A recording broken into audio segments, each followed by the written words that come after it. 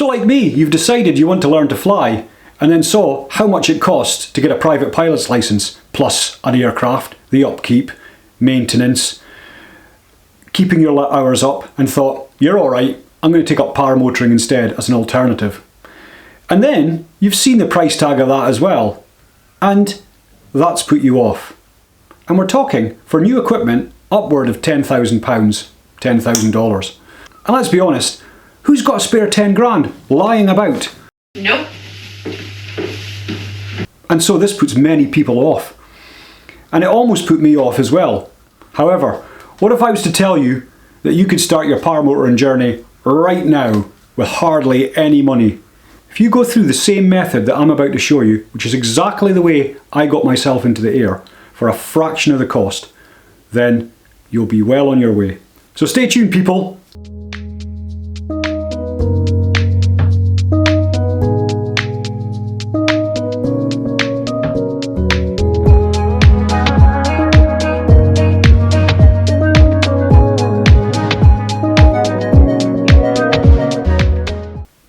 Welcome everyone to my channel. Okay, firstly, some admin. You will see here, I have a strange numbering system up here. Let's take a closer look, shall we? Right then, so I've introduced my days since last failed launch. Hopefully, these numbers will increase. So the last failed launch I had was 30 days ago.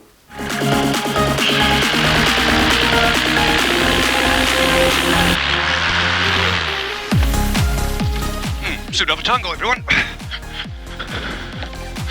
I'm also very excited to announce that I've started an online shop for some of my MFC merch. Check in the description below. So without further ado, I pass you over to VoiceOver Brian to talk about the new shop. Hi, VoiceOver Brian here. Firstly, shout out to Paramotor John, who bought a hoodie and is our first customer. John, you are a legend. So to get to the shop, click in the link in my description, or go to midflightcrisis.myspreadshop.co.uk, or simply go up to the shop tab. Right, so once you're in, check out our 3 latest designs. So we've got the Space, Paramotor and Alien, When Nature Calls, and Keep It Real. And you can get these in t-shirt, hoodie form, caps, and I've also got a couple of stickers. And as usual, the MFC logo is on the front. And if you buy before the 21st of October, you're going to get 25% off. And now, back to the video. So well done, you've obviously got this far, you're thinking about taking up this amazing sport. You've watched idiots like me on YouTube and you think, I'd love to do that. Then you saw the price tag and went, oh, right, that's out of my league. But that's okay. You don't need anywhere near the 10k price tag that I've just discussed. And if you want to spend more, you could quite easily do that. And there are many companies out there that will gladly receive this money off of you. So, follow these few stages. This is the way I did it. And you won't have to spend hardly anything to start with. Because the first stages of paramotor training can take you a while. And you just have to be patient. And while this is happening, you may as well save some money. It may take you a year, it may take you 6 months, but you are going to need that time to start probably the most difficult part of paramotoring. So, here we go. Stage 1, difficulty 3, cost 1. So from research and my own personal experience, ground handling is by far the most difficult part of paramotoring. Many in the comments may say, what a load of rubbish you're talking, Brian, it's the launch. In my personal experience, the launch wasn't as hard. It came quite quickly after I managed to get my ground handling done. All you need to start this off is a used £150, £200 wing that's unflyable, a harness and a helmet. So I'll put a link in the description as to where I got my used old paragliding wing from. It doesn't fly, you won't be allowed to fly it. It's porous, but the important thing is this was one of the best things I did. I was able to take it in a field, under 5 mph winds by the way, keep it calm to start with, and get to know what a wing looks like, how to pack it up, how to untangle it, how to clip in, how to even go through the motions. You may not necessarily get this wing up in the air, but That's going to take you a little bit of time anyway. What I found was that paid dividends, just having a crappy, shitty wing that I could just use and abuse until I felt that I could progress on to the next stage. Now, this could take you weeks, a month, but in that time, you could possibly try and save for a new wing if you're lucky, or there are plenty second-hand wings out there that you can buy, but get it from a reputable person, dealer, and make sure it comes with a service history if it's older than a couple of years old. Crappy wing, helmet, and harness. That's all you need to start with, because it is going to take you a while to get ready, and you can be saving for a wing in the background.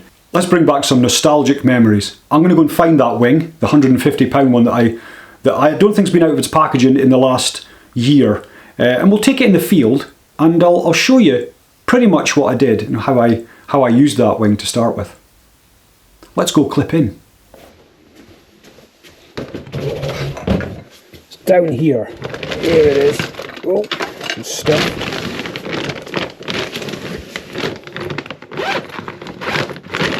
There she blows. So, here we go. Got my helmet, my harness, and my old wing. Let's go have some fun. I'm quite lucky, I've got a field at the back of my house, but always watch out for electricity pylons, etc. when choosing your field. Okay, harness. Some people shell out hundreds of pounds on a paragliding harness for practicing. I didn't. I bought one of these harnesses that are pretty much used in the workforce, and you can watch me struggle to put it on because I always forget.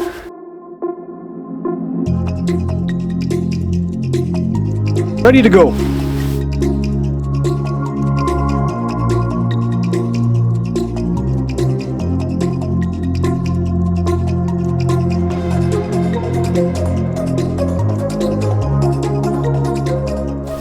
She may not look like much. It's a little bit dirty from when I trained about a year and a half ago. And but we'll switch to head cam in a minute and you'll see just what practice you can get out of this. It's absolutely filthy, but you get to know your wing. Here's your cells. You get to know what a good wing layout looks like. But most importantly, you can practice clipping in, figuring out what your A lines are, your B lines are, all that good stuff. So here we go, here's the wing. Important bit. Here's your A lines at the top. And that's the bit you're going to be gripping onto when you're doing your launch to start with, and then letting go. You've then got your brakes here, and that's the initial layout. Obviously no tangles, you've got your A lines, B lines, C lines and D lines. A, B, C and D. And that's pretty standard on most wings. And the A lines are usually a different colour. So first thing, so what some people do is they do a little twist. I kept getting that wrong. So what I tend to do is I stand back, take the riser, this is your riser, and clip it in. Oops. Clip her in. Then let go, and as you step back, the brakes will come front. So there's your brake, and one of the first things you do, it's on a magnet there, on a stud this one, they're usually on magnets, is you check the brake is free and clear. So there's no tangles, it's all around there, this is round here. I've actually taken off from that, so it's very important. So, no tangles. It's a strange one that. And then we do the same again. Pick up your A's. Again, nothing's tangled.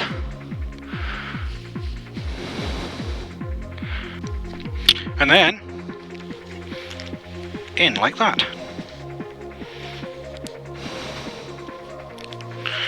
Step back. And there's your brakes facing forward. Lovely.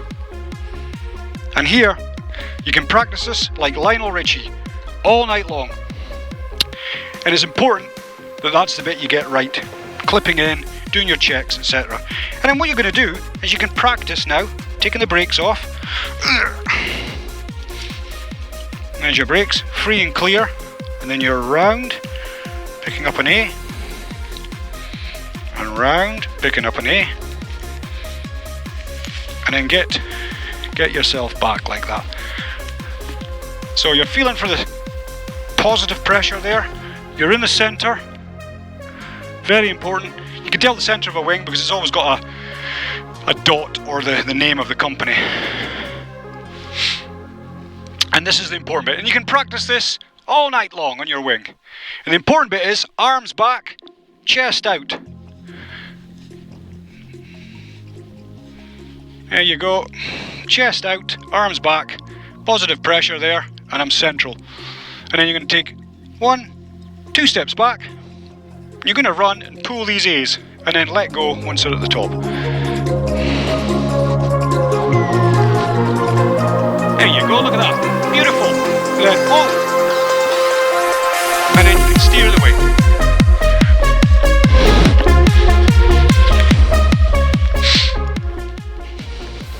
Now, I probably made that look quite easy. However, that took me probably a month on my shitty wing, failing lots of times to even get it to come up. So it's about muscle memory. Brakes, A's, getting them behind you, chest out, run forward, and knowing when to let go of the A's, and then you're on the brakes, and then steering the wing so it stays over. That wing's so porous and rubbish, it's quite difficult to keep it up, but getting the wing up will fill you with confidence. Once you get to that stage, you're getting there.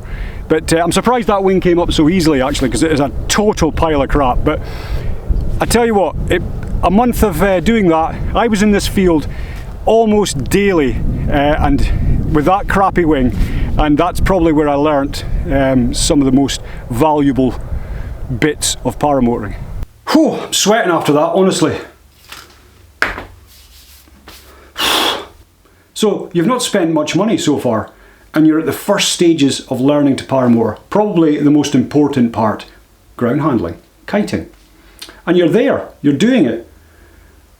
Obviously, your crappy second-hand £150, £200 wing has got major limitations. But while you're saving up for your next wing, you can get loads and loads of practice in your field. And that's what I did, constantly. Stage 2, difficulty 5, cost 3, if using a second-hand wing.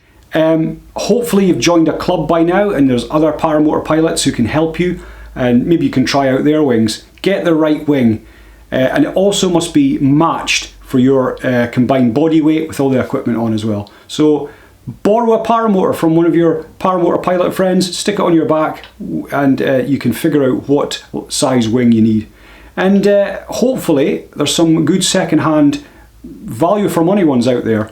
Again, remember, get a service history with it, and it comes from a reputable dealer or person.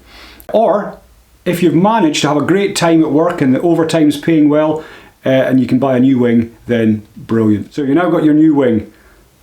So the next stage is to get back on the field, hopefully with some paramotor pilots, and get practicing, get kiting, get ground handling, get confident with that wing, be able to steer it left, right, and again, practice, practice, practice. There will become a time when you are going to just have a terrible day. You'll never get the wing up. You'll be, oh, why do I bother? And you'll want to give up. Don't give up. One day it just clicks and you get a technique that works for you and you have the wing up every time. And that will come. While you're practicing this, you can start saving up for your next big bit of kit, your motor. But before that happens, again, you've got to get with fellow pilots, figure out which kind of motor is the best for you. Is it a Monster 185 by Vitorazzi? There's hundreds of different paramotors, different types, different powers. So you've got to get one that's right for you. Get some advice. If there's no clubs near you and you're struggling, drop me a line. Right, let's go into the field with my flyable wing and we'll do some kiting. So, the wing's out. I'm going to practice some kiting and also some forward launches. Might get a reverse in, I don't know. The wind seems a bit there or thereabouts. So we'll give it a try anyway. And you'll see how easy a newer wing is to get up in the air compared to the pile of crap you've just bought to try and get you started. Harness again.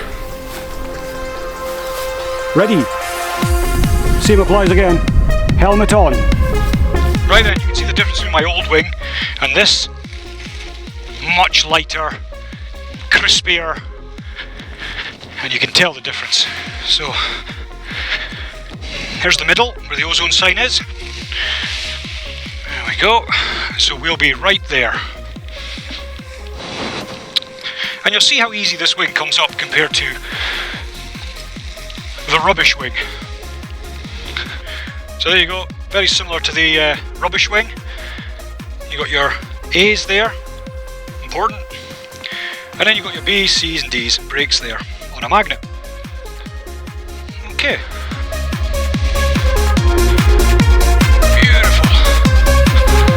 Right, do a quick launch, then we'll call it a day, but basically, to cut a long story short, this wing is far easier to get up in the air.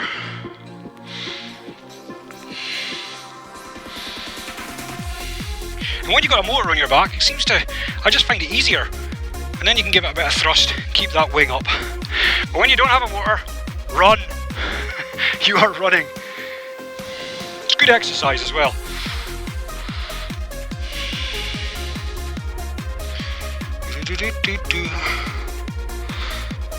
Okay. And it's good practice as well, because I don't often do this, and I should, to be fair. Without the motor, you should do kiting and ground handling without your motor as often as you can. Get that muscle memory going. Oh, right, where are we? Oh, not a very good wing layout, but we'll give it a try anyway. Chest out, look forward, and run!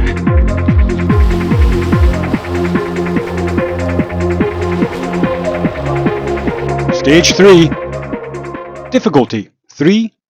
Cost 3 if buying a used paramotor.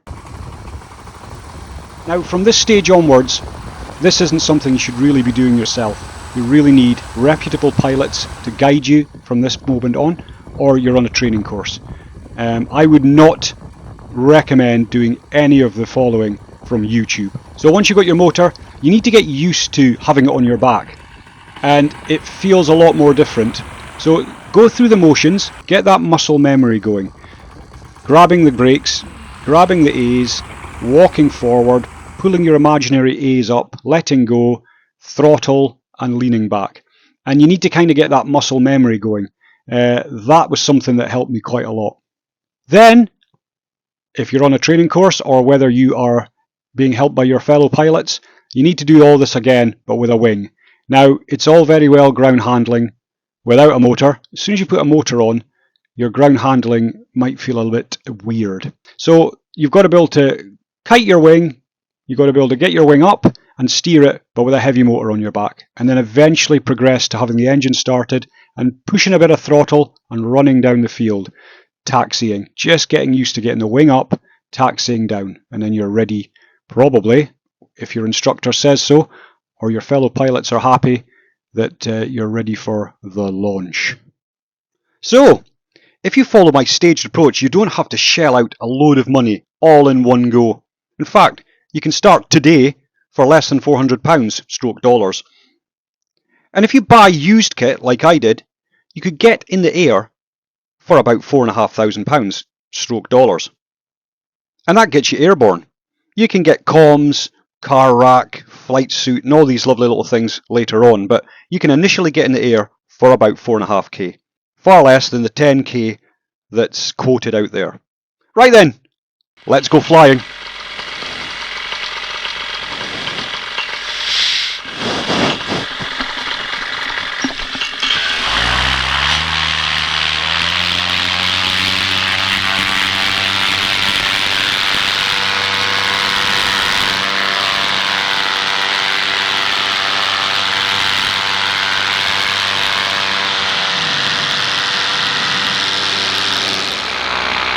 Well everybody, it's us up again. A little cheeky evening flight. So, the weather massively sucked, according to the forecast. And then there was this just sudden 5 to 6 mile per hour slot of an hour. But first things first, I've got a bit of admin to do. You'll have seen in a previous video that I dropped a birthday card off. Well, I thought I'd do another one because my next door neighbour, she's having a birthday as well, so hey, let's do this. What we'll do is I'll nip round over Frederick Castle here and we'll drop another birthday card. God, I'm getting good at this.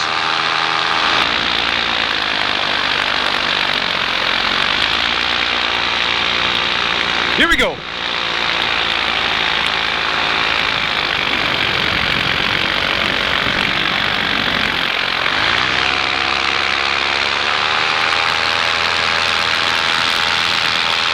Not sure how that one went. Let's go and find out.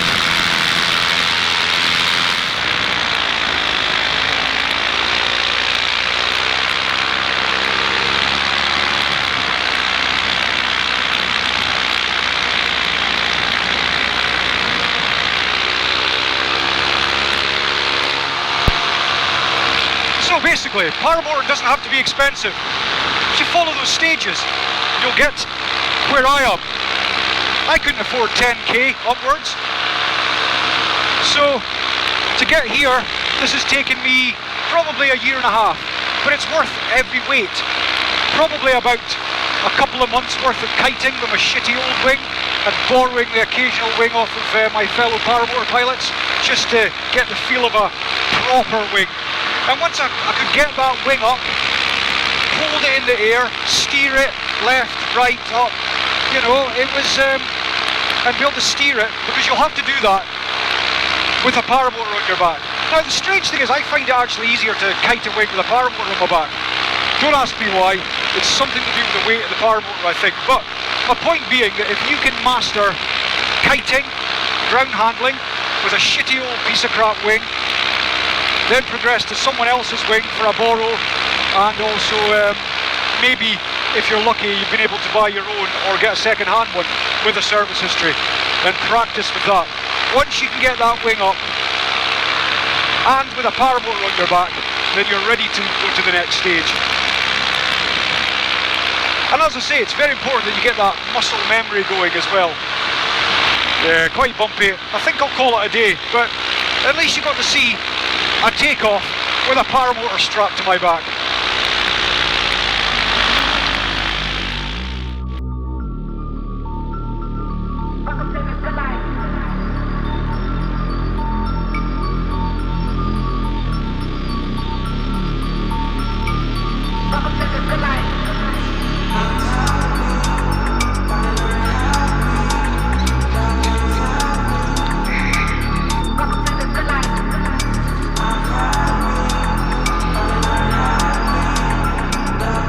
Yeah, a little bit gusty today, a little bit thermally still.